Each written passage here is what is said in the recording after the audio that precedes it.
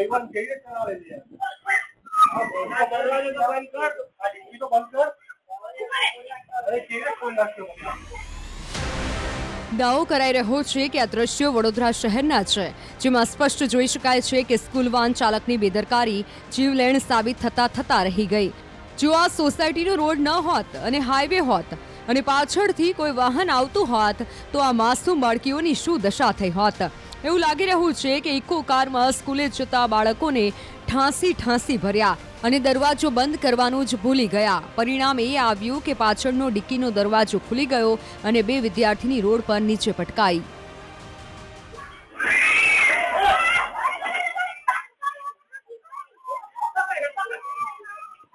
આ ભાઈબંધ કઈ રીતે ચલાવે છે દરવાજો તો બંધ કર, આ ટીવી તો બંધ કર. અરે કેવી રીતે ફોન નાખ્યો? રસ્તા પર પટકાવાથી બાળકીઓ ઇજાગ્રસ્ત થઈ છે. આ સમગ્ર ઘટના સીસીટીવીમાં કેદ થઈ. દ્રશ્યોમાં સ્પષ્ટ જોઈ શકાય છે કે વાનની નંબર પ્લેટ સફેદ રંગની છે, મતલબ કે નિયમ પ્રમાણે કોમર્શિયલ પાર્સિંગ પણ નથી. આ ઘટના 19 જૂને બની હોવાનું સીસીટીવીમાં નોંધાયેલી તારીખ પ્રમાણે લાગી રહ્યું છે. જોકે વાયરલ વિડીયો અંગે ન્યૂઝ 18 ગુજરાતી પુષ્ટિ નથી કરતું, પરંતુ માસૂમોના જીવનો સવાલ આવે ત્યારે તંત્ર આ મુદ્દે ગંભીરતાથી તપાસ કરે અને સત્ય બહાર લાવે તે જરૂરી છે.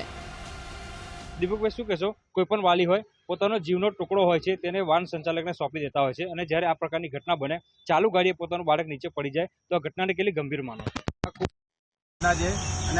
લેવી જોઈએ સરકારે, તેમાં ટ્રાફિક શાખાએ.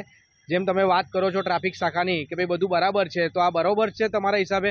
આજે પાછળના દરવાજેથી જે બાળકો પડ્યા, આ તો સદનસીબે કોઈ રોડ પર નથી, ને તો મોટી જાનહાની દુર્ઘટના સર્જાત. પછી જવાબ કોણ આપવા બેસત? પછી તમે ચેકિંગ કરત. તો મારું તો એક જ કહેવું છે કે તાત્કાલિક આમના પર કાર્યવાહી કરવામાં આવે. અને વાલીઓને પણ વિનંતી છે કે બાળકો એ આપણા માટે બધું જ છે. તમે જોબ થોડી સાઈડ પર મૂકીને લેવા મૂકવાનું થોડું રાખો. કાલ ઉઠીને જો બાળક તમારું નહીં રહે ને તો આખી જિંદગી તમે રડતા રહેશો. આખી જિંદગી રડવાનો વારો આવી શકે. અતુલ, શું કહેશો? શાળા સંચાલકોની પણ બેદરકારી માનીએ, કારણ કે શાળા સંચાલકો એવું કહીને છટકી જતા હોય છે કે બાળક શાળાનો ગેટ છોડે એટલે પછી શાળા સંચાલકની કોઈ જવાબદારી હોતી નથી. ટ્રાફિક ડીસીપી એવું કહે છે કે અમે તો કાર્યવાહી કરીએ જ છે.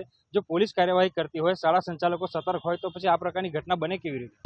જેટલું આ વાત થઈ રહી છે એમાં ક્યાંક ને ક્યાંક પોલીસ વિભાગ, સ્કૂલ વિભાગ તમામ એકબીજાને ખો આપી રહ્યા છે. બાળકની ચિંતા કોઈને છે નહીં. વાલીઓ જ હવે ચિંતાતુર થવું પડશે. કારણ કે જોવા જઈએ તો અત્યારે બધાએ ભાડા પણ વધારી દીધા છે. સ્કૂલ સંચાલકોએ લખાણ પણ લીધું કે અમારી કોઈ જવાબદારી રહેશે નહીં. જે વાનના ડ્રાઈવર છે એ પણ લખાણ લઈ લે છે કે લઈ જઈએ પણ અમારી જવાબદારી નહીં. એટલે તમામ લોકો જે બાળકો છે એના પ્રત્યે જવાબદારીમાંથી છટકી રહ્યા છે. આજે જે ઘટના બની છે ખૂબ જ દુઃખદભરી ઘટના છે. જ્યાં હોય ત્યાં પણ દુઃખદભરી ઘટના છે. જો આવી ઘટના બનતી રહેશે અને મુખ્ય રોડ પર પડશે અને મૃત્યુ થશે તો જવાબદાર કોણ? એટલે હવે વાલીઓએ જાગવાનો પ્રયાસ કરવો પડશે.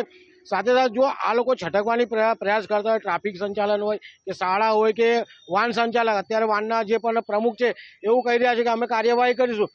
શું કાર્યવાહી જ કરવાની? એટલે ક્યાંક ને ક્યાંક આ લોકોએ જવાબદારી લેવી પડશે. જવાબદારી લીધા બાદ જ આગળ વધવું પડશે.